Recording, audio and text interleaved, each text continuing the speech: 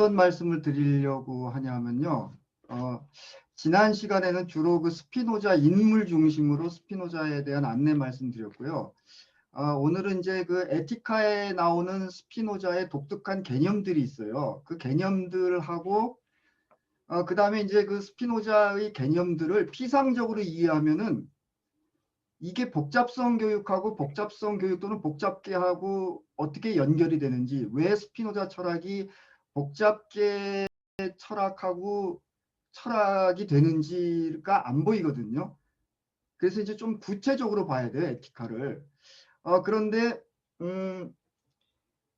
우리나라에 이 스피노자 철학을 이렇게 복잡계 관점에서 이렇게 논문을 쓴 게 한 3, 4년 전부터 조금씩 나오더라고요. 특히 이제 그 김은주 교수가 한 2개를 썼고요.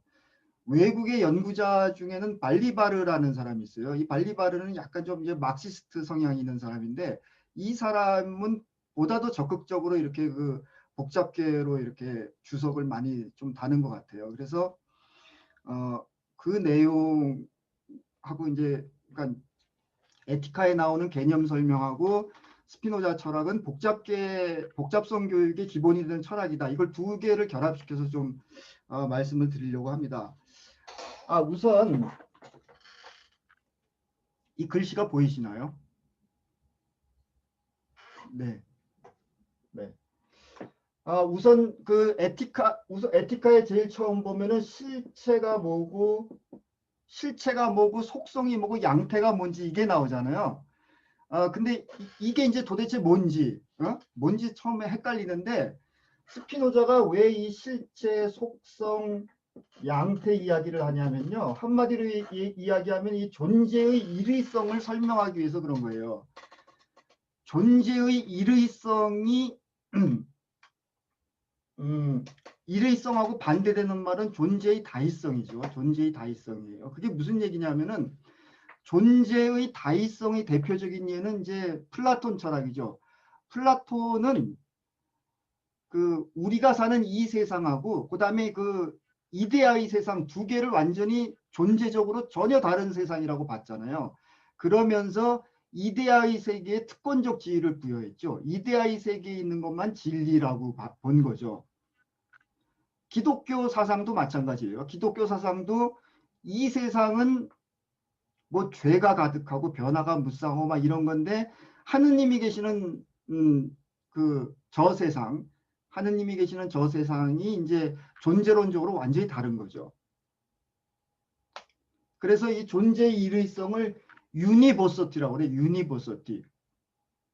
존재의 일의성 유니버서티. 원래 이 존재의 일의성 유니버서티는 중세 철학자 둔스 스코투스라는 사람이 그 개념을 이야기한 건데, 이거를 이제 그 스피노자는 이제 이 입장에 있는 거예요. 스피노자는 뭐냐면은 그런 초월적인 세상 없다. 초월적인 세상이라는 것은 플라톤이 말하는 이데아의 세계라든지 하느님이 사는 이 천국과 같은 그런 거 없다. 그래서 이제 존재의 일의성을 주장한 것이고, 그래서 그러면은 이 세상은 딱 하나의 존재밖에 없어요. 이 세상, 이 우주, 자연. 그리고 그것이 곧 신이다 이거죠. 그리고 그러니까 이 세상에 존재하는 모든 것은 창조된다 하더라도, 만들어진다 하더라도 그것은 다시 이 자연 속에 존재하는 거예요. 그러니까는 이 세상과 초월적인 위치에 있는 신 바깥의 이 세상을 창조한 것이 아니고, 그죠? 그러니까 우리 복잡계가 그렇잖아요. 복잡계에서 생산되는 것은 다시 그 복잡계 안으로 들어가죠. 우리 생명체가 복잡계인데 그렇잖아요. 세포라는 생명체는 그 세포의 생명활동의 결과 만들어진 뭐 단백질, 호르몬 이런 게 다시 그 생명체 안으로 들어가죠. 그게 내재성의 원리라고 그래요, 그것을. 내재성의 원리. 그래서 원래 이 실체, 속성, 양태라는 개념은 고대 시대에는 이제 아리스토텔레스도 쓰던 개념인데, 그냥 소박하게 그냥 이 컵 같은 게 하나의 실체예요. 그런데 이 컵의 모양이 있잖아요. 모양. 그건 양태죠. 그 양태는 이 컵이라는 실체로부터 나오는 거죠. 그죠? 그리고 이 컵의 색깔도 있고 컵의 단단함 정도가 있죠. 그런 건 속성이죠. 그 속성 또한 실체로부터 나오는 거죠. 그냥 이렇게 소박한 개념이었는데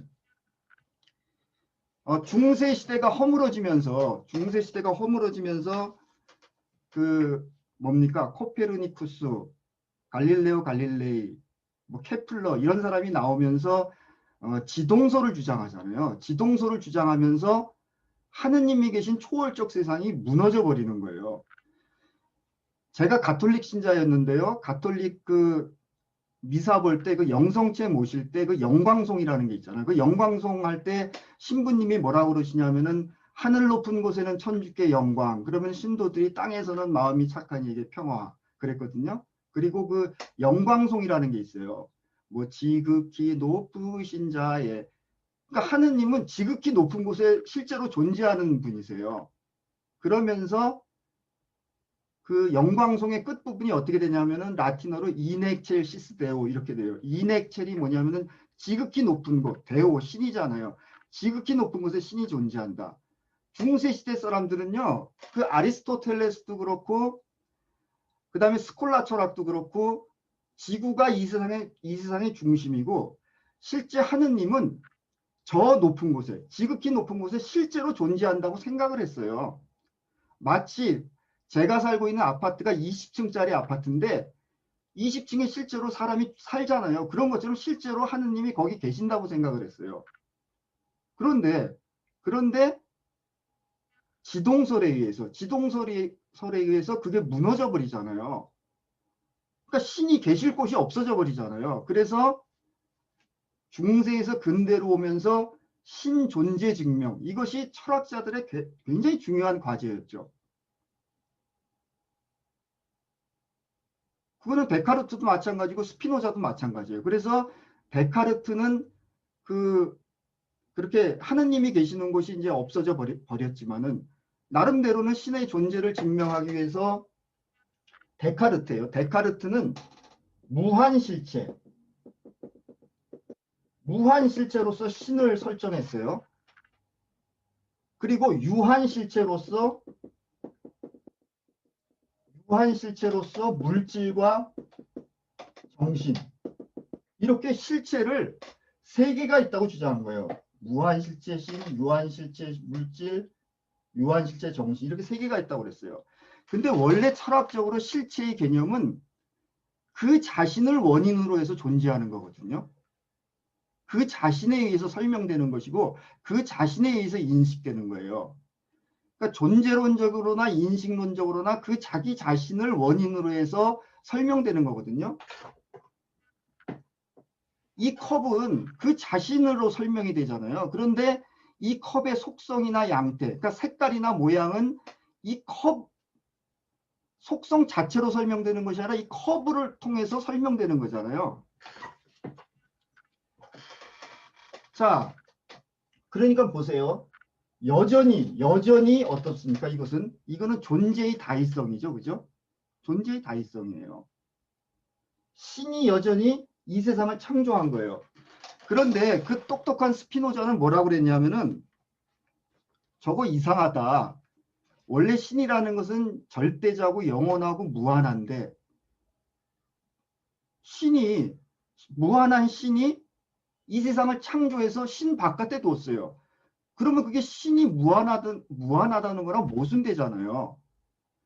신이 무한하다면은 신밖에 아무것도 없어야 되잖아요. 그렇지 않아요?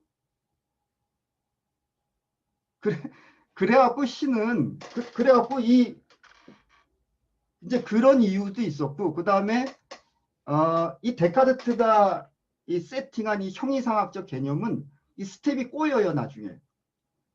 이게 여러 가지 그 이제 학문이 발전하고 그러면서 이걸로는 설명이 안 돼요. 뭐 진화론도 설명이 안 되고 여러 가지 자연과학적 현상도 설명이 안 된대도요. 스텝이 꼬인데도요. 그래서 스피노자는 이걸 다 합쳐버린 거예요. 이걸 다 합쳐갖고 원래 실체는 하나밖에 존재하지 않는 거거든요. 그런데 실체가 이렇게 여러 개라고 했기 때문에 스텝이 꼬였기 때문에 스피노자는 실체는 딱 하나다. 실체는 하나다. 이 세상 자연 하나. 그리고 그것이 곧 신이다. 스피노자는 비유적으로 그렇게 이야기한 것이 아니라 비유적으로 그렇게 한 것이 아니라 실제로 그걸 신이라고 생각했어요. 이 자연. 그리고 그런데 이 세상은 굉장히 다양하잖아요. 굉장히 다양하죠. 그래서 이 실체로부터 무한 속성이 있다고 그랬어요. 속성이 무한 속성. 하나밖에 없는 실체로부터 무한 속성이 나온다. 무한한 속성이 나와요. 그러니까 이 실체는 하나밖에 없는 실체는 이건 이제 표현이라고 그래요. 표현. 무한한 속성으로 표현된다. 그런데 그 무한한 속성 중에는 사유도 있고 그 다음에 연장. 이 사유는 소우트예요. 소우트. 우리 생각하는 거. 연장은 익스텐션. 이게 물질이라는 거예요. 물질. 그러니까 물질은 연장, 익스텐션. 공간의 어느 한 범위를 차지하잖아요. 그런 의미에서 연장이고 그 위에 무한히 많은 속성이 있다고 그랬어요. 왜냐하면은 신은 이 세상 모든 것이기 때문에 이 세상 모든 속성을 다 갖고 있다고 설명하는 거예요. 그런데 다만 그리고 이 무한 속성으로부터 구체적인 양태들이 만들어지는 거죠. 그리고 이 양태는 무한 양태가 있어요. 무한 양태. 그리고 유한 양태가 있어요.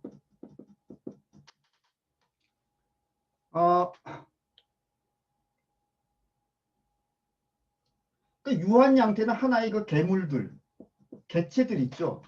뭐 TV, 사람도 하나의 유한 양태죠. 그죠? 그리고 이 무한 양태는 직접 무한 양태, 간접 무한 양태 이렇게 있다고 봤어요. 그러니까는 실체로부터 그냥 속성이 나오고 그냥 속성으로부터 양태가 나온다. 그리고 이게 필연적으로 이렇게 표현된다고 봤어요.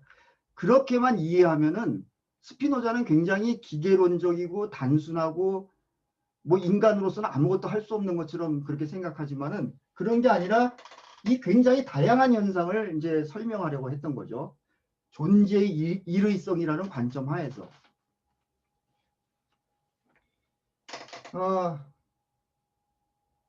여기서 이제 직접 무한 양태는 이제 예를 들면은 이 연장과 관련된 것은 이제 운동과 정지. 스피노자는 당시에 그 역학을 연구하는 뭐 데카르트나 이런 사람들이 쓰는 개념을 그대로 사용해서 운동과 정지라고 그랬는데 이것은 요즘식으로 이야기하면 관계예요. 관계. 연결망. 그죠? 연결망. 그 다음에 이 사유와 관련된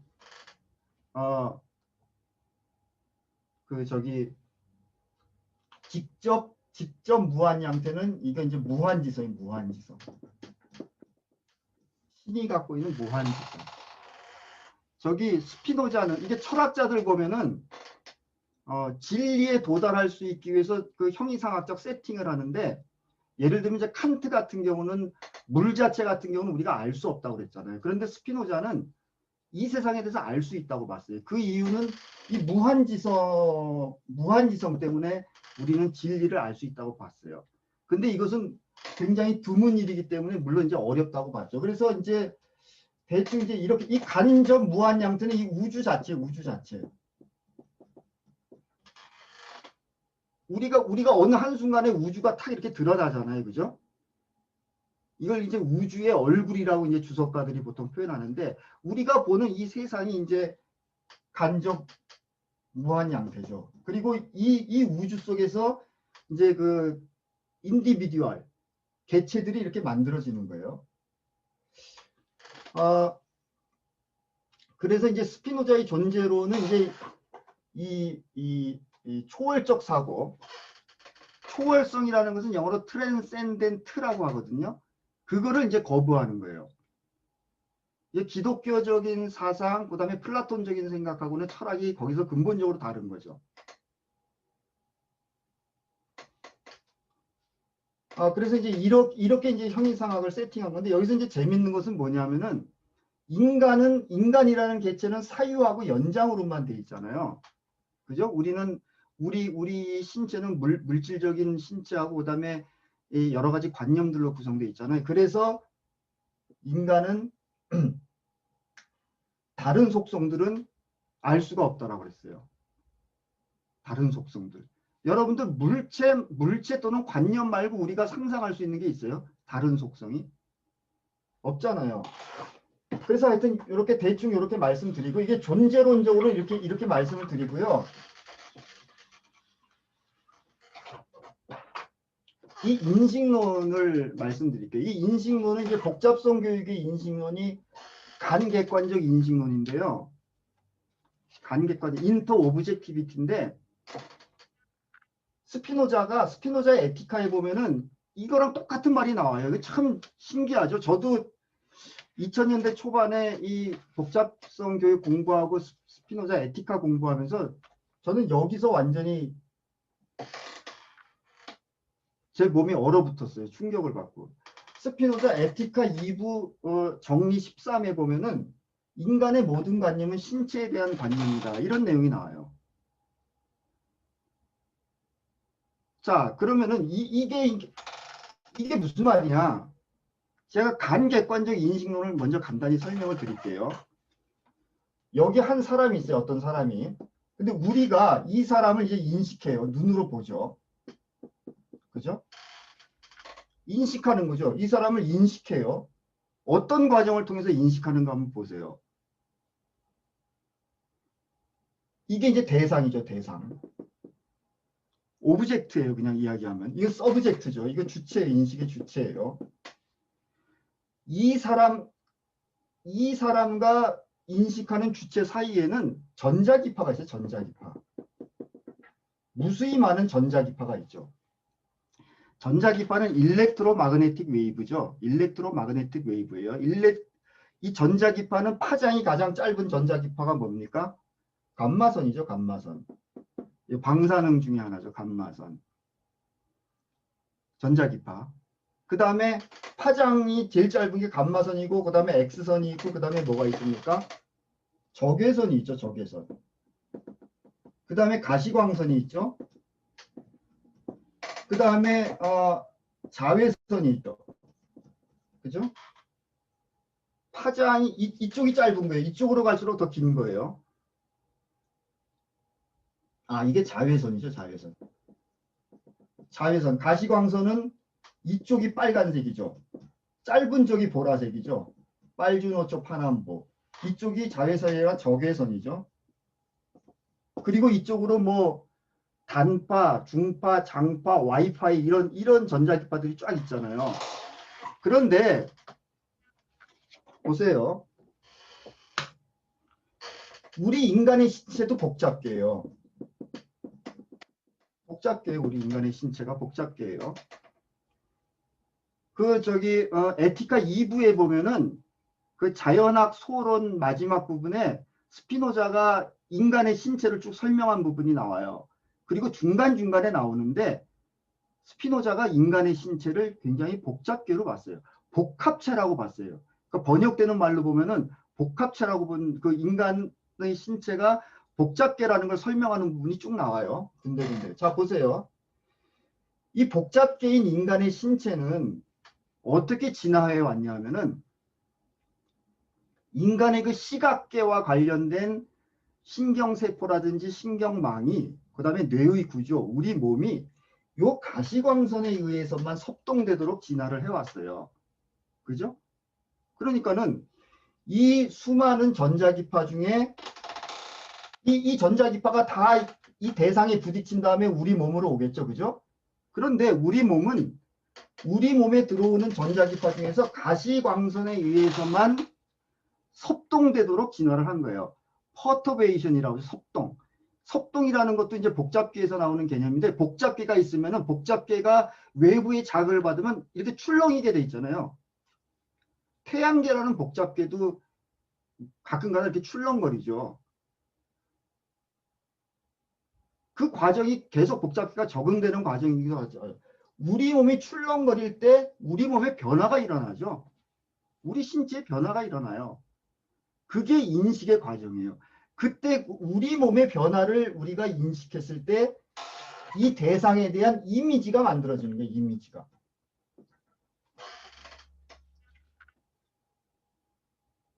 이게 물론 관계과정 인식론은 이거보다 굉장히 훨씬 더 풍부하고 깊이 있는 개념인데 그 원리를 간단히 말씀드리면 이렇게 되거든요. 그러니까는 어떻게 돼요? 그러면서 우리 몸에 이 이미지가 만들어지는 게 이게 이제 관념들이죠. 이 대상에 대한 관념이 만들어지잖아요. 그러니까 스피노자가 뭐라고 그랬어요? 인간의 모든 관념은 신체에 대한 관념이에요.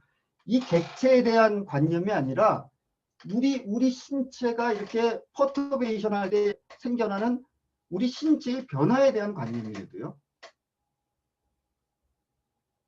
거꾸로 예를 들어볼까요? 만약에 우리 인간의 몸이 우리 인간이라고 말고 하지 말고 어떤 외계인이라고 그래봅시다.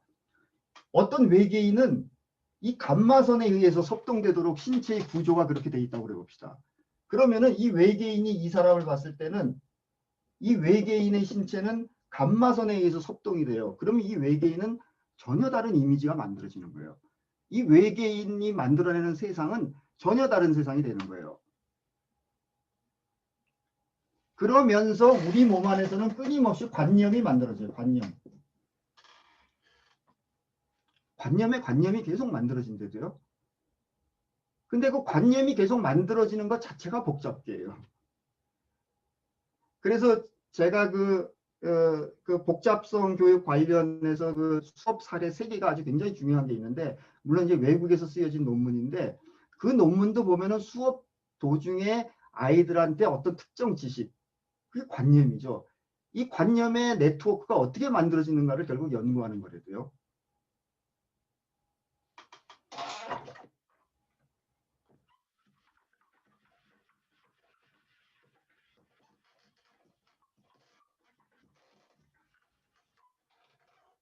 그래서 이제 인식론을 이제 간단히 말씀드리면 이제 그렇고요. 그 다음에 이 가치론, 뭐가 선이고 뭐가 악이냐, 어떤 게 가치로운 것이고 어떤 것이 가치롭지 못한 것이냐, 어떤 게 도덕적인 것이고 어떤 게 비도덕적인 것이냐, 이거죠. 이것도 보면은 스피노자는 이 가치론의 그 핵심 되는 단어가 이 적실성이거든요. 에디코시예요. 적실성. 이거 이제 적합하다라고 보통 해석이 돼요. 적합하다. 보통 번역본에 보면은 적합하다라고 말하는 건데,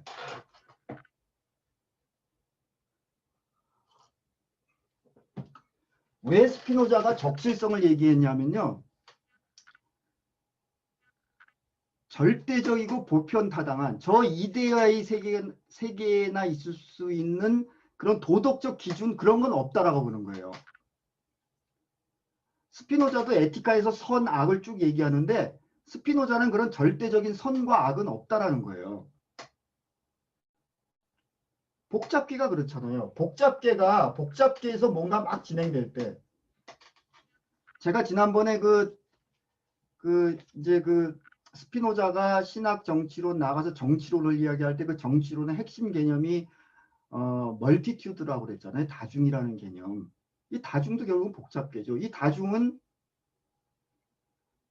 제도에 의해서 포섭될 때는 시민이 되고 또 어떤 데는 폭도가 될 수 있다고 그랬잖아요.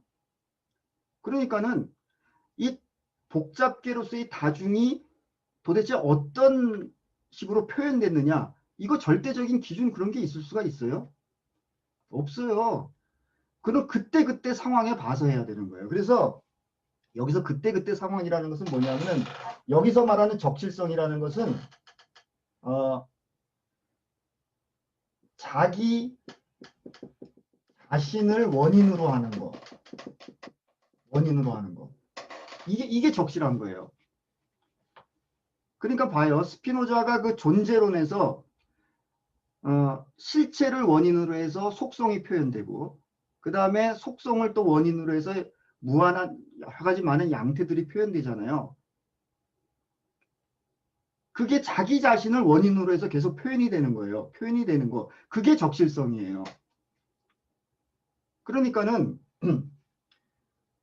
우리가 이제 복잡계라는 수업을 할 때 이 복잡계를 통해서 어떤 지식이나 정서가 창발되잖아요. 어? 그러면 그거 적실한 거예요. 그러면은 여기까지 이렇게 설명하면은 그리고 이제 스피노자는 이 필연성을 굉장히 강조했거든요. 이런 필연성. 그러니까 존재적으로, 인식론적으로, 가치론적으로 실체, 속성, 양태 이렇게 필연적으로 표현되고 전개가 된다고 그랬잖아요. 그래서 스피노자는 이 어떤 그 뭐라 그럴까? 스피노자의 이 자유 개념도 굉장히 독특해요. 마음대로 할 수 있는 게 이 자유가 아니에요. 스피노자는. 인간도 이 우주, 자연에서 만들어진 존재이기 때문에 인간도 자연 법칙을 따라요. 그래서 인간도 자유롭지가 않아요. 그렇지만 그렇다고 해서 스피노자가 자유를 부정했느냐? 아니에요. 스피노자는 제가 보기에는 그 누구보다도 투철한 자유주의자예요. 그럼 스피노자의 자유 개념은 뭐냐 이거죠?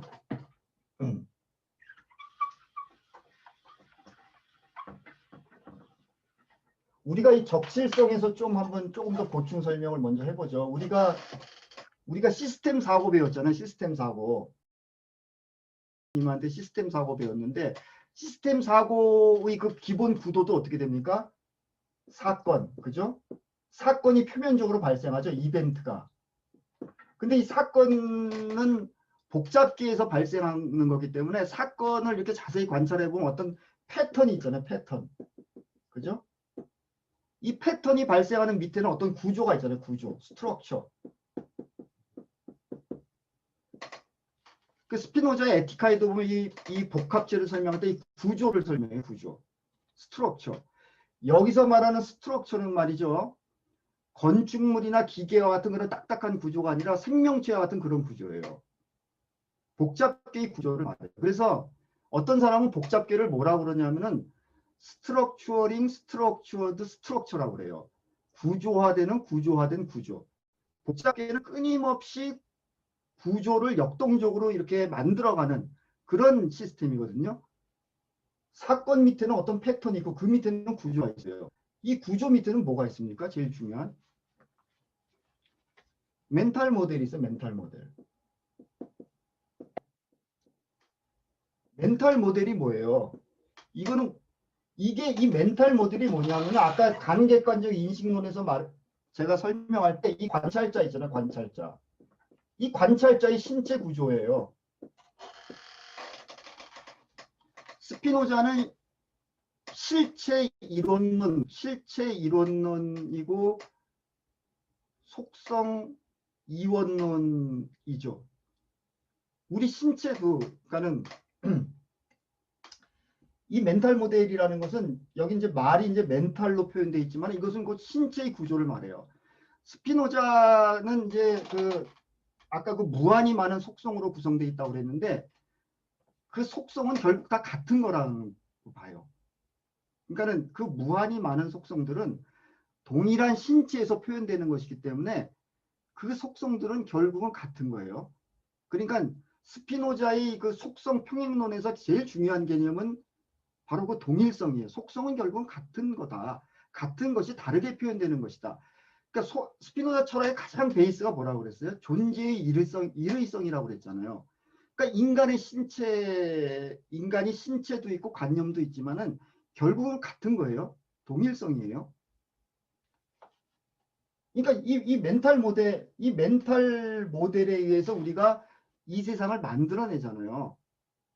그러니까는 이 간접과적 인식론에 의하면은 우리가 이 세상이라는 게 결국 뭐예요? 우리가 지금 보이는 이런 세상들은 결국은 우리 몸의 구조, 우리 신체의 구조, 멘탈 모델이 창조해내는 거거든요. 그러니까 스피노자 에티카에서도 그런 개념들이 계속 나와요. 자, 그리고 자, 그리고 이제 스피노자 에티카에서 가장 중요한 개념이 뭐냐면은 우리가 어떻게 하면 행복하게 되고 한심 우리가 어떻게 하면은 이 예 속에서 벗어나서 행복한 삶을 살 수 있을까? 이제 그거를 이제 스피노자는 이제 이야기를 하는 건데 결국은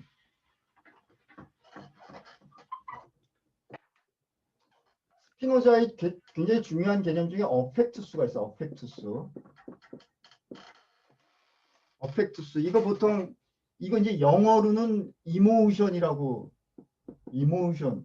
정서라고 번역되기도 하고 뭐 우리말로 정서, 감정 뭐 이런 식으로 번역되기도 해요. 이렇게 많이 번역되는데 영어로는 또 어펙트라고 또 번역되기도 하는데 저는 이게 어떤 개념이라고 보냐면 정동이라는 개념, 정동. 이 정동이라는 개념이 딱 맞다라고 봐요. 이게 뭐냐면은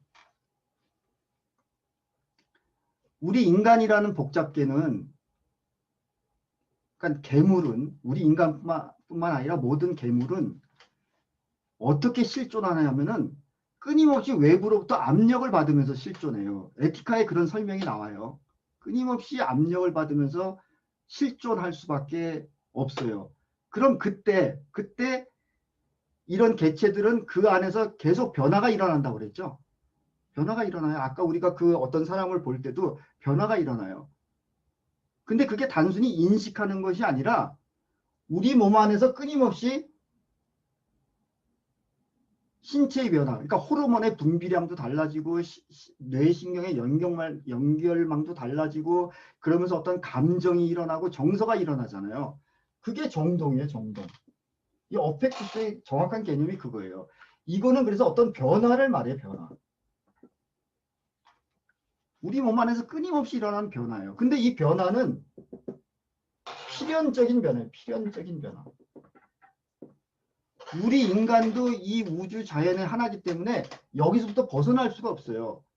그런 의미에서 자유는 없어요. 우리가 마음대로 할 수 있는 거는 자유는 없어요. 여기에 얽매여 있는 거예요, 우리는. 그렇잖아요. 우리 살다 보면은 끊임없이 기분 나쁘고 상처받고 옛날에 좀 쪽팔렸던 거 자꾸 생각나고 괴로워하고 그러잖아요.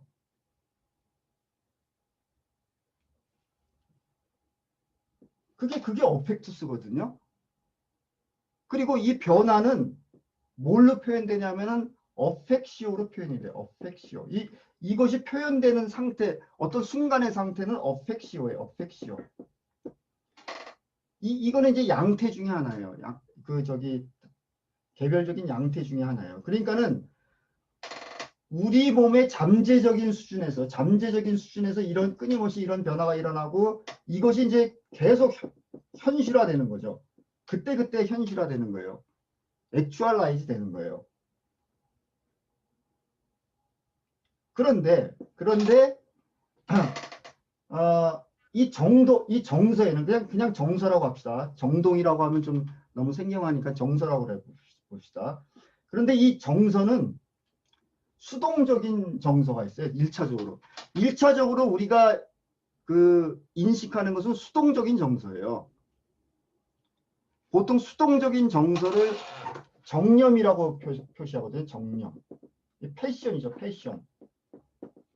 이 패션이라는 말이 열정이라는 말도 있지만 이거 패시브하다는 뜻 아니에요? 패시브. 그죠? 우리들은 끊임없이 수동적인 정서에 시달리는 거예요. 살면서. 그리고 우리는 끊임없이 이 어펙투스를 인식하면서 끊임없이 우리 관념은 이 어펙시오라는 변양을 만들어내요. 이 정동은 말이죠. 그 스피노자 개념 중에서 이게 신체에도 적용되는 개념이고 관념에도 적용되는 개념이에요. 그러니까 보세요. 우리는 살면서 우리 신체에서 끊임없이 호르몬이 요동치고 그 시냅스 사이에서 신경 전달 물질이 끊임없이 분비되고 감소하고 막 이러잖아요. 그런 변화도 일어나고 거기에 상응해서 스피노자의 심신평행론의 두 번째 개념이 아까 첫 번째 개념이 동일성이라고 그랬잖아요. 우리 몸에서 그런 그 물리적인 변화에 상응해서 관념의 변화가 또 끊임없이 일어나죠. 이 관념이라는 것은 개념도 들어가지만은 어떤 그 느낌이라든지 그다음에 어떤 기분이 있잖아요. 이게 다 거기에 포함되거든요. 그런데 우리는 1차적으로 이 수동적 정념에 시달리게 돼요. 그리고 그것을 인식해요. 그거를 스피노자는 일종인식이라고 했어요. 일종인식. 스피노자는 일종인식이라고 했어요. 그것을. 예를 들어서 아까 그 주체가 어떤 사람을 딱 봤잖아요. 딱 봤을 때 그 사람이 멋있는 사람이면은 내 몸속에서 이 정동이 일어나요. 정동이 일어나면서 나 저 사람하고 한번 말 걸고 싶어. 그런 게 딱 생각나죠. 그죠? 바로 그런 거예요. 근데 그거는 굉장히 수동적인 거예요. 진실하고는 거리가 멀어요. 그 사람이 내가 보기에는 아주 그냥 훈남 또는 아주 그 좋은 여자로 보였지만은 그 사람이 사기꾼일 수도 있잖아요. 그런 게 일종 인식이에요. 그런데 이제 이종 인식이 있어요. 이종 인식. 이종 인식이라는 것은 뭐냐면은 약간 좀 이성적으로 생각하는 거예요. 아까 그 사람을 딱 봤는데 막 이렇게 알아봤더니 그 사람이 어떤 사람이다. 이렇게 다른 사람 얘기도 들어보니까는 그 사람에 대한 공통관념이 있는 거예요. 다른 사람들의 평이 있는 것이고 그 이종 인식이에요. 그건 우리가 지성을 갖고 생각하는 거거든요. 논리적으로. 그러니까 우리 사람을 상대할 때도 마찬가지지만은 이 자연현상을 볼 때도 우리가 열심히 공부해갖고 또 과학자들이 연구해갖고 이 우주의 어떤 객관적인 사실을 알잖아요. 지식을 알잖아요. 공부를 하잖아요. 그게 말하자면 이제 이종인식인 거죠. 이종인식. 그 다음에 이제 그러니까 일종인식에서 벗어나서 이종인식으로 가기 위해서는 어떻게 되냐면은 일단 이 수동적인 인식을 우리가 이제 인식하면 돼요. 그러니까 우리가 대부분의 이 정념에서는 내 마음속에 왜 이렇게 안 좋은 감정이 일어나고 있는지 모르는 경우도 굉장히 많아요. 근데 그 원인을 우리가 알려면 1차적으로 이걸 인식하는 거예요. 그러면서 이제 이종인식으로 나아가요. 근데 이종인식으로도 완전히 우리가 마음의 평화와 진리를 알 수가 없어요. 근데 마지막으로 이제 삼종인식이죠. 삼종인식. 삼종인식은 요 메커니즘이 좀 복잡한데 에티카 4부, 5부 쪽에 가면 그런 내용이 나와요. 나를 통해서 아까 말한 그 신의 무한지성으로 나아가는 게 삼종인식이에요. 우리가 어떤 진리를 깨달을 때가 있잖아요. 쉽게 얘기하면 그 진리를 깨달으면서 어떤 마음의 평화와 안정을 가져올 때가 있잖아요. 그게 말하자면 이제 삼종인식에 해당되는 거예요. 그리고 이제 스피노자는 그것이 이제 참 좋은 거긴 하지만은 귀한 것은 드물고 어렵다. 이런 식으로 이제 에티카를 그 마무리를 해요. 그러니까 대충 이제 이런 구도인데요. 이런 구도인데 더 설명할 게 많아요. 제가 몇 분까지 하면 되죠?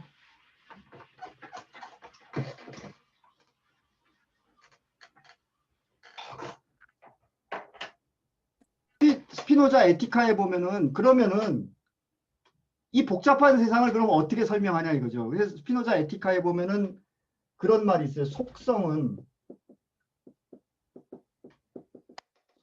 부정을 함축하지 않지만 양태는 부정을 함축한다.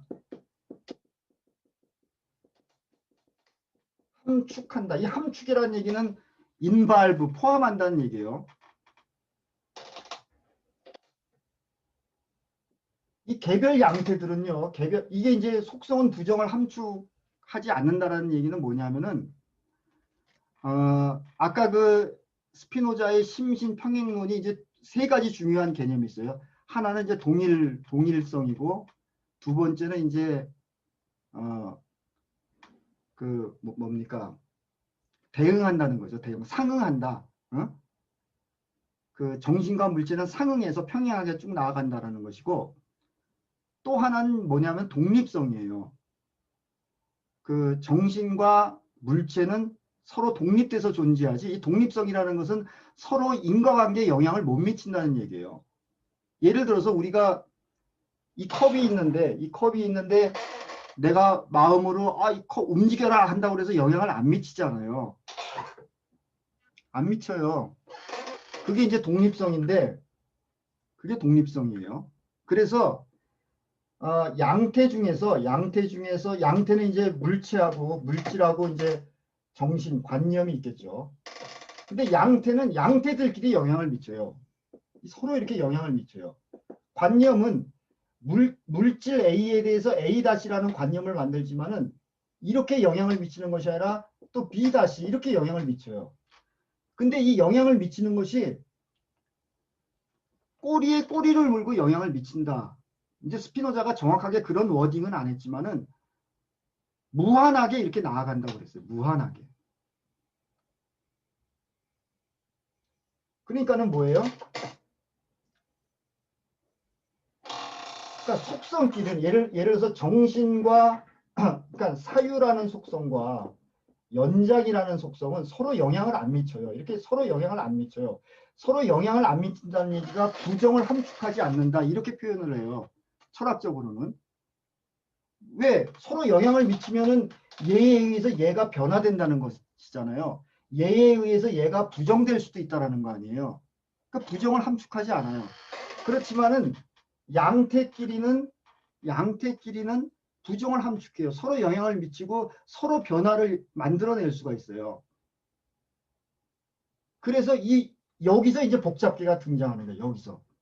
여기서 복잡계가 등장하는 것이고, 이 설명을 스피노자가 군데군데에서 하고 있어요.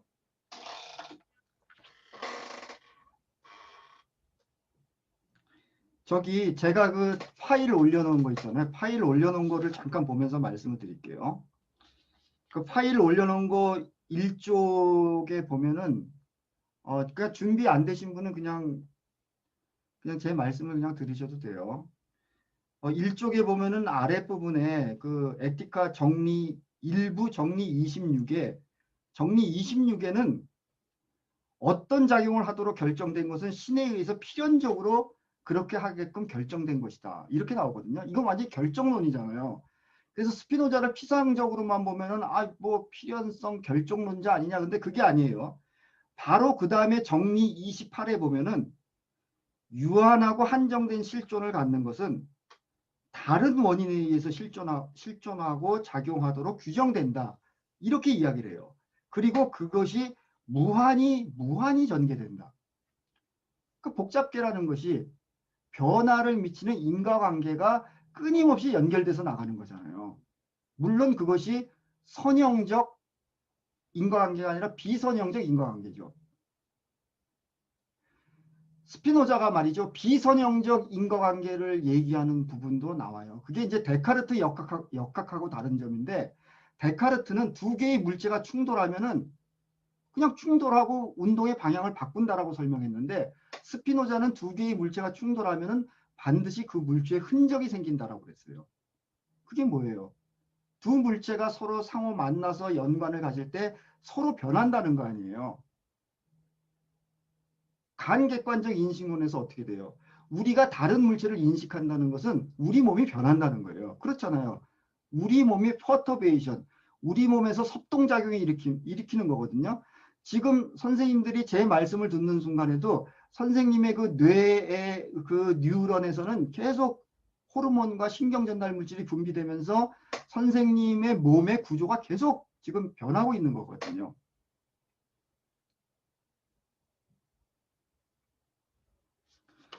그래서 이제 그런 말이 나오고요. 그 다음에 우리 보통 복잡계는 이 네스티드 스트럭처라고 그러잖아요. 포개진 구조잖아요.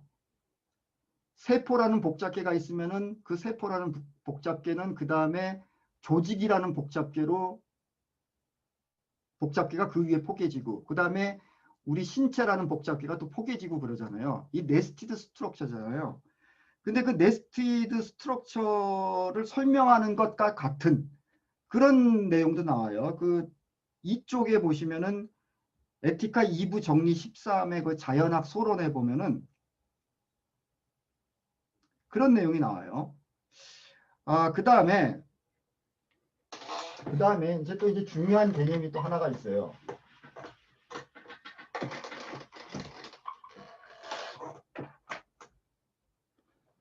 그 데카르트는 말이죠. 데카르트는 우리 인간이 이렇게 그 이성적으로 진리를 인식할 수 있는 그 이유는 데카르트는 존재의 다의성이라고 그랬죠. 초월적 존재를 인정한다고 그랬잖아요. 그래서 왜 우리 인간은 1 더하기 1은 2라고 우리가 인식하냐. 신이 우리를 속여서 1 더하기 1은 원래는 3인데 우리를 속여서 1 더하기 1은 2라고 그렇게 얘기할 수도 있고 또는 사탄이 악마가 원래는 1 더하기 1은 3인데 1 더하기 1은 2라고 속여서 우리를 그렇게 믿게 만들 수도 있는데 우리는 왜 1 더하기 1은 2라고 2를 진리라고 생각하느냐. 근데 데카르트는 그 스텝이 꼬여갖고 신의 선한 의지 때문에 그렇다고 그랬어요. 신의 선한 의지 때문에 우리가 그 진리에 접근할 수 있다고 봤어요. 그러니까는 데카르트식의 그런 그러니까 저기 뭡니까? 이 초월적 세계를 인정하는 것, 그러니까 존재의 다의성을 인정하는 것은 그런 모순이 나와요. 우리가 살고 있는 이 세상은 힘이 없어요. 힘이. 초월적 세상에서 뭔가 신이 계시를 해준다든지 뭔가를 창조해주고 심지어는 신이 막 우리 운명에 개입도 할 수가 있어요. 근데 스피노자는 절대 그런 일은 없다고 그랬어요. 왜냐하면 모든 것은 다 신 안에 있기 때문에 이 세상 안에 있기 때문에 모든 것은 그러니까 복잡계에서 창발되는 것은 모든 것은 다 복잡계 안에서부터 나오는 거잖아요. 그러면 도대체 그런 힘이 어디서 나오냐? 이거를 또 설명해야 되죠. 그래서 스피노자가 그 에티카의 중요한 개념 중에 하나가 포텐시아라는 개념, 포텐시아.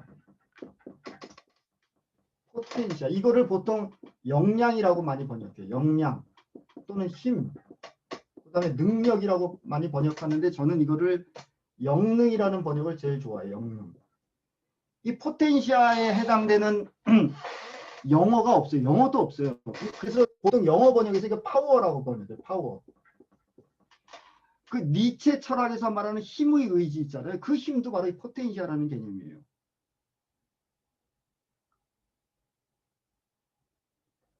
실체 자체는 이 무한한 포텐시아를 갖고 있는 거예요. 무한한 역량을 갖고 있는 거예요. 그리고 이 포텐시아가 현실화되는 게 포테스타스예요. 포테스타스. 제가 그 스피노자의 존재로는 그건 이제 스피노자가 그렇게 설명한 건 아니고 들레지 같은 후대 학자들이 그렇게 설명한 거예요. 버추얼한 세상과 액추얼한 세상 이렇게 나눈다고 그랬죠. 액추얼. 이건 이제 잠재적인 거예요. 잠재적인 거. 이거는 이제 현실적인 거예요. 현실적. 이 잠재적인 것이 액추얼라이즈. 현실화되는 거예요. 그리고 현실화된 것이 다시 또 잠재성 속으로 들어가요. 카운터 액추얼라이즈. 이렇게 역동적으로 전개되는 게 이 세상이에요. 이거는 절대 이분법적인 구도가 아니에요. 왜냐하면은 버추얼한 것과 액추얼한 것은 결국은 같은 거예요. 동일성이에요.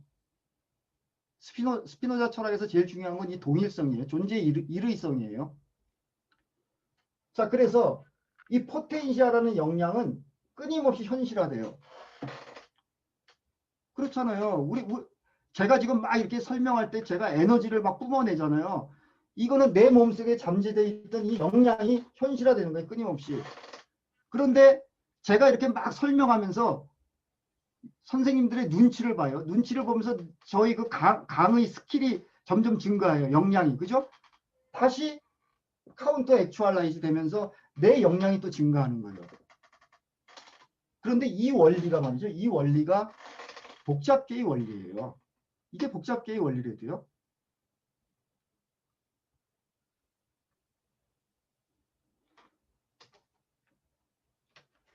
그래서 스피노자는 이 버추얼에 해당되는 게 뭐냐면은 능산적 자연. 나투라, 나투란스. 그 다음에 이 액츄얼라이즈 된 게 뭐예요? 이게 소산적 자연. 나투라, 나트란스, 나투라, 나트라타. 근데 이 결국은 뭐예요? 두 개가 같은 거예요. 이거는요, 절대 말장난이 아니에요. 절대 말장난이 아니고, 이거는 중요한 철학적 관점이라고 그랬죠. 어떤 철학적 관점이에요? 존재의 일위성. 존재의 일위성이라는 철학적 관점이라도요. 그래야 스텝이 안 꼬인대도요. 왜 스텝이 안 꼬이느냐? 제가 그러면 자연과학의 예를 하나 들을게요. 우리 지난번 댁에서 만났을 때 일리아 프리고진이라는 얘기가 나와갖고 그 예를 하나 들어볼게요.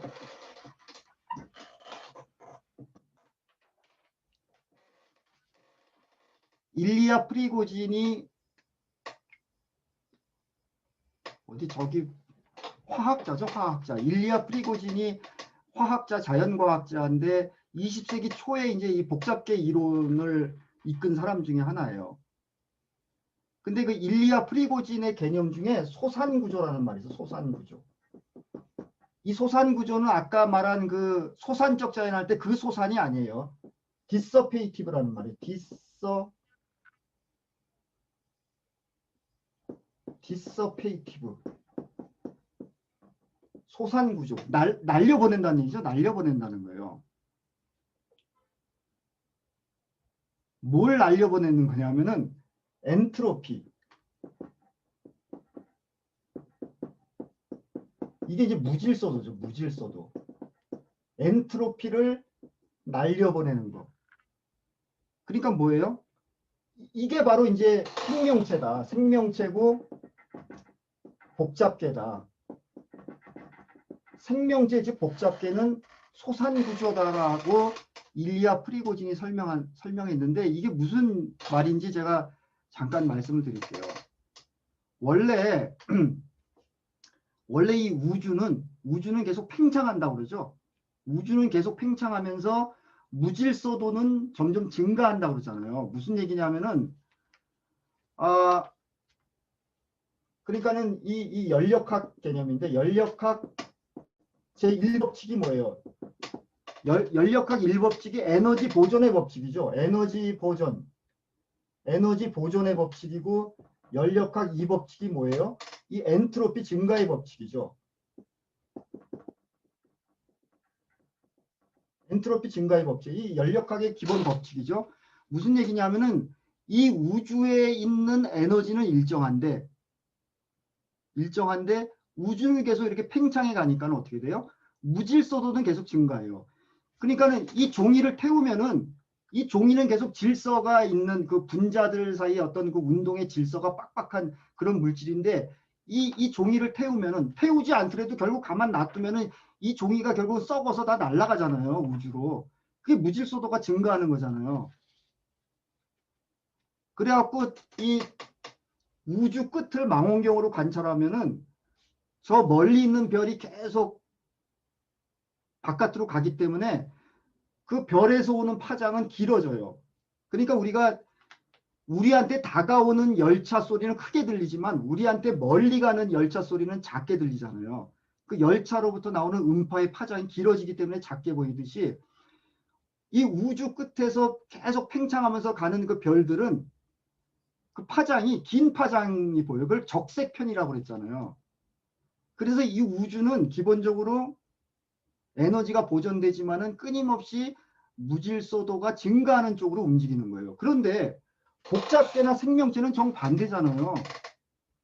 복잡계는 그 복잡계가 끊임없이 작동하려면 에너지가 계속 들어와야 되잖아요. 에너지를 계속 만들어내야 되잖아요.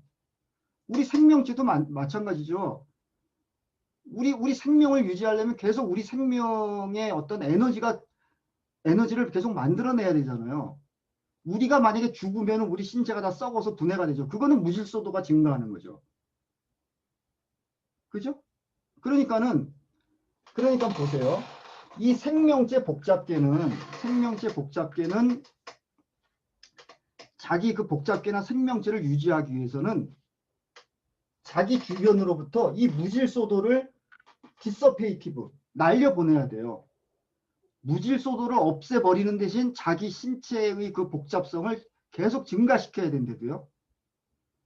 이런 과정에서 평형으로부터 멀리 떨어진 상태, far from equilibrium 상태에서 복잡기가 새롭게 조직되면서 새롭게 창발되면서 새로운 것이 만들어져요. 우리 복잡계 원리를 통해서 수업한다는 게 바로 그거거든요. 복잡계 수업 속에서 어떤 우리가 에너지를 만들어내면서 평형으로부터 멀리 떨어진 상태에서 갑자기 플럭추에이션, 요동이 일어나면서 새로운 지식과 정서가 창발되면서 새로운 복잡계의 구조를 만들어 나가는 거. 그거를 일리아 프리고진이 이 소산구조라는 개념으로 설명을 한 거거든요. 이게 복잡계, 그래서 이 사람 노벨상 받았어요. 이걸로 노벨상 받았어요. 복잡계 연구에서 아주 굉장히 획기적인 연구거든요. 이게. 그럼 봐요. 그럼 봐요. 아까 그 옛날 우주 이론, 이 연력학 법칙에 의하면 어떻게 돼요? 이 우주는 계속 어떻게 돼요? 포텐시아가 감소하는 쪽으로 가는 거예요. 스피노자 철학하고 정반대죠. 그런데 일리아 프리고진이 등장함으로써 우주 곳곳에서 끊임없이 소산구조가 만들어지는 거예요. 여기 혹시 지구과학 선생님 계시면 그 별의 탄생과 소멸이 있잖아요. 뭐 블랙홀이 만들어지고 뭐 백색 뭐 거성이 만들어지고 그게 다 끊임없이 우주 곳곳에서는 플럭추에이션이 일어나면서 소산구조가 만들어지는 거예요. 그 힘이 바로 포텐시아예요. 스피노자 철학으로 이야기하면.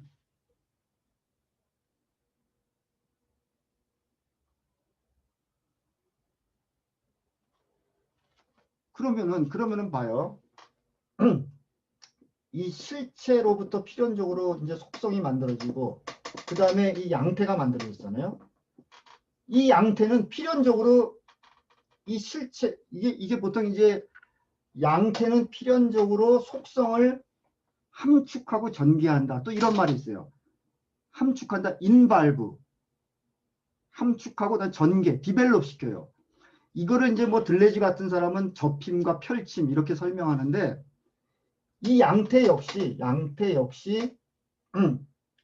신의 역량, 신의 포텐시아를 끊임없이 포함하고 그거를 포텐시아를 포함하고 그것을 포테스타스로 발전을 시켜나가요. 이 우주상에 존재하는 모든 그 양태들이 그런 과정을 하는 거예요. 그게 바로 이제 욕망이에요. 그게 이제 인간으로 치면은 욕망. 큐피디타스. 욕망이에요. 그러니까 스피노자는 인간의 본질을 욕망이라고 봤어요. 왜 그렇게 봤어요? 인간도 이 자연에서 만들어진 거기 때문에 이 소산 구조이기 때문에 포텐시아가 그 본질이기 때문에 그런 거예요. 그런데 이 양태들은 어떻게 돼요? 포텐시아가 큰 게 있고 작은 게 있잖아요. 왜 포텐시아가 큰 거하고 만나면 우리 먹혀버려요. 서로 상반될 수가 있대도요. 그래서 이 스피노자는 또 그 상반성의 원리로 또 역동성을 설명해요. 그 에티카에 다 나오는 내용이에요. 그래서 이제 이러한 개념을 가지고 혹시 좀 지루하십니까? 재밌으십니까? 감사합니다. 그래서 이 어펙투스도 결국은 우리 몸 안에서 끊임없이 그 뭡니까? 포텐시아가 작동하는 거예요. 포텐시아, 포테스타스 그 역동적인 과정이 계속 작동하는 거예요. 그래서 이 정서라고 그럽시다. 정서.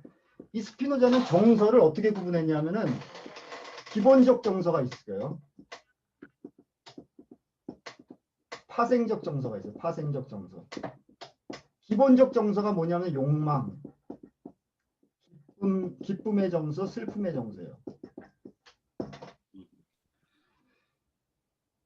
이 기쁨의 정서는 뭐냐면은 우리 몸의 포텐셜을 증가시키는 거예요. 포텐셜을 증가시키고 이 슬픔의 정서는 포텐셜을 감소시키는 정서예요. 그렇잖아요. 우리가 슬플 때는 우리 힘이 쫙 빠지잖아요. 근데 기쁠 때는 어떻게 돼요? 막 하고 싶고 지나가는 사람도 한 대 패고 싶고 막 그렇잖아요. 그걸 이야기하는 거예요. 그리고 에티카 3부 말미에 48개의 이걸 포함해서 48개의 정서를 설명하거든요. 근데 이 기본적 파생적 정서는 또 외부에 의해서 만들어지는 게 있고 내부에서 만들어지는 게 있어요. 그런데 주의할 거는 뭐냐면은 스피노자가 이렇게 정서를 분류를 했는데 우리 인간의 정서에는 딱 이것만 있는 것이 아니에요. 스피노자는 이 정서들이 끊임없이 뭐 합종 연행이라고 할까요? 막 섞이고 서로 모순되는 게 동시에 일어나고 본인이 말하지 않은 정서도 끊임없이 가지를 치면서 발생한다고 봤어요. 그러니까 봐요. 우리 상반되는 정서가 동시에 일어날 때도 있잖아요. 어떤 사람 보면 저 사람 아주 밉다가도 굉장히 사랑스러운 정서가 동시에 발생할 수 있대도요. 그리고 이렇게 정서가 이렇게 단순한 것이 아니라 끊임없이 분화되기 때문에 도대체 이 느낌이 뭐지? 이 기분이 뭐지? 알 수 없는 경우가 또 굉장히 많아요. 그리고 이 내부에서 만들어지는 정서는 주로 이 욕망과 관련된 거예요. 욕망. 그리고 이 외부에 의해서 만들어지는 정서는 이제 외부의 사물 때문에 그러는 거예요. 그래서 각각의 경우에 따라서 우리가 그러니까 이 예속으로부터 벗어나야 돼요. 이 예속으로부터 벗어나는 것이 진정한 자유고 행복이고 지복의 경지라고 봤어요. 그리고 이 예속에서 벗어나려면은 우리는 어떤 노력을 해야 되냐면 이 포텐셜을 증가시켜야 돼요. 그러니까는 이 스피노자가 이 포텐셜가 증가된 상태를 어떻게 설명했냐면은 동시에 많은 것을 같이 생각할 수 있는. 그렇잖아요. 우리가 이해력이 넓으면은 많은 지식을 동시에 같이 생각할 수 있잖아요. 그래서 모든 것을 다 관용할 수 있어요. 모든 것을 다 포용할 수 있고 모든 걸 다 사랑할 수 있는 그런 상태가 제3종 인식에 도달한 사람이에요. 지복의 상태고. 그런데 그거는 아주 귀한 것이기 때문에 어렵다. 그리고 그 경지에 도달하려면 너무 힘들다. 이제 이렇게 이야기를 한 거죠. 그래서 제가 일단 말씀을 그 정도로 마치고요. 좀 질문을 받도록 하겠습니다. 시도는 자기 보존을 위한 노력이잖아요. 노력. 그러니까 자기 상태를 유지하는 것뿐만 아니라 자기의 그 포텐셜을 증가시키고자 하는 노력이고 이거는 그건 욕망이거든요. 곧 욕망이고 곧 자기 본질인데 그 코나투스가 뭐하고 연결되냐고요? 코나투스가 결국 욕망인데 이 욕망이 정서래도요. 우리가 끊임없이 욕망이 일어나잖아요. 나 지금 물 마시고 싶어. 나 밥 먹고 싶어. 나 에티카 공부하고 싶어. 누구랑 사귀고 싶어. 이게 다 욕망이거든요. 근데 그 욕망은 결국은 자기의 포텐셜을 증가시키고 싶어 하는 거예요. 기본적으로. 필연적으로 나오는 거라도요. 신이라는 실체로부터 만들어진 우리 괴물들이 필연적으로 갖고 있는 그런 거죠. 그게 또 복잡해요. 근데 그 복잡한 거를 또 에티카에 다 설명하고 있어요. 때로는 그게 물론 이제 스피노자는 절대적인 선과 악은 부정하는데 예를 들어서 나 술 먹고 싶어. 이것도 욕망이잖아요. 이것도 욕망이고 술을 마시면은 잠깐 포텐셜가 증가하는 것 같기도 해요. 그런데 우리가 실수할 수가 있죠. 그죠? 그러니까는 욕망 중에서도 그 술을 마시고 싶은 욕망과 같은 것은 포텐셜을 증가시키는 것처럼 보이기도 하지만은 포텐셜을 감소시킬 수도 있죠.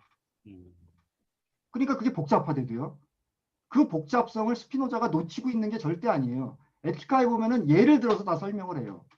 예를 들어서 부모를 싫어하는 학생이 우리의 몇 년 전에 어떤 그 김군이 그 뭐예요? IS에 가담한 적이 있잖아요. 얘는 그러니까 가정이 싫어서 글로 간 거예요. 그거는 욕망이 이상한 욕망이죠. 그래서 들레즈는 그리고 그 독일의 그 대중들이 히틀러를 욕망했잖아요. 파시즘을 욕망했잖아요. 독재를 욕망해요. 국가 권력을 욕망해요. 그거를 들레즈는 기괴한 욕망이라고 그랬어요. 그러니까 욕망 중에는 포텐시알을 증가시키는 경우도 있지만은 오히려 자기를 파괴시키는 욕망도 있대요. 그래서 그 죽음으로 이끄는 욕망을 사나토스라고 그랬어요. 코나투스도 있지만은 사나토스도 이야기했어요. 스피노자가. 죽음 욕망이죠. 에? 내가 지금까지 잘 살아왔는데 누가 나의 명예를 더럽혔어. 자살하잖아요. 사나토스의 죽음 욕망이래도요. 아, 좀 답변이 됐습니까? 네. 심리학은 복잡성 교육에서, 그러니까 사회적 구성주의하고 복잡성 교육이 차이가 이제 두 가지거든요. 그 중에 하나가 복잡성 교육은 인간의 어떤 그 인간이 나타내는 여러 가지 그 학습 능력이라든지 특질이라든지 이런 게 있잖아요. 이것이 반드시 학습의 결과가 아니라 진화의 산물도 있다. 사회적 구성주의는 그거 별로 관심 없거든요. 그리고 아이들이 나타내는 어떤 특성이 이게 이제 태어나고 나서 습득한 것인지 아니면은 진화의 결과인지 이거 구분하기도 힘들다라고 보고 있어요. 그래서 그 말씀은 이제 굉장히 중요한 말씀이고요. 그리고 이제 사회적 구성주의하고 복잡성 교육하고 또 하나는 뭐냐면은 이 복잡성 교육은 지식이나 정서나 이 세상의 이미지를 이거는 산출하는 거, 창조하는 걸로 보죠. 근데 사회적 구성주의는 그런 개념이 없죠. 그래서 이제 그 두 가지 중에 하나 굉장히 중요한 말씀 해주셨고요. 그 다음에 이게 사쪽에 있는 거 말씀하셨죠. 외적 원인에 의하지 않고는 파괴될 수 없다. 이것도 제가 이제 시간이 없어서 말씀 안 드린 건데 이게 복잡성 교육하고 연결되는 굉장히 중요한 개념 중에 하나예요. 뭐냐면은 복잡성 교육에서 창발이 이루어지려면은 다양성과 잉여성, 다이버시티하고 리던던시가 조화를 이루어야 근접 상호작용이 일어나면서 새로운 복잡계가 창발되잖아요. 그런데 이 다양성과 그 리던던스는 잉여성이기도 하지만 중복성, 동일성이잖아요. 다양성과 동일성의 조화는 외적 변수의 함수예요. 복잡계 이론에 의하면. 무슨 얘기냐면 보세요. 엘리베이터 우리가 보통 타잖아요. 엘리베이터 타고 그냥 평범하게 왔다 갔다 할 때는 그게 그냥 단순계죠. 그런데 엘리베이터 타고 있을 때 엘리베이터 승객 중에 어떤 사람은 뭐 교사고 어떤 사람은 목사고 어떤 사람은 엔지니어고 이런 다양한 것은 잠재돼 있을 뿐이지 거기는 공통성만 있죠. 그냥 엘리베이터 타고 목적지까지 가는 그런 공통성만 있죠. 그런데 외부 변수가 갑자기 추가돼요. 엘리베이터가 갑자기 고장나서 덜컹거려요. 그러면은 그 순간 그 엘리베이터의 평형 상태는 깨지죠. 그러면서 다양성이 막 나타나요. 아, 목사님 막 기도를 하려고 그러고 교사는 막 가르치려고 하고 엔지니어는 막 고치려고 하죠. 그죠? 그러면서 공통성이 새로 다른 공통성이 형성되죠. 뭐예요? 빨리 우리 여기서 같이 탈출해서 나가자. 그러면서 사람들이 막 논의를 하면서 복잡계가 창발되죠. 그죠? 그러니까 복잡계는 기본적으로 외부 변수가 함수로 주어진대도요. 그거를 스피노자가 이야기하는 거예요. 또 여기서. 그러니까 스피노자가 천재예요. 천재. 데카르트는 이런 얘기 못했거든요. 뉴턴도 못했어요. 뉴턴도. 네. 소유에 대해서도 에티카 3분가 스피노자가 설명하는 건데 그것도 결국은 뭡니까? 그게 소유욕. 소유욕도 정서 중에 하나죠. 그것도 욕망을 기반으로 하는 거 아닌가요? 결국. 그렇죠. 그리고 아니 또 사랑도 그 정서에는 사랑도 관계되죠. 네. 내가 사랑하는 사람 소유하고 싶잖아요. 그렇게 정서는 이렇게 하나로 설명될 수가 없어요. 굉장히 같이 복잡하게 설명이 되는 거죠.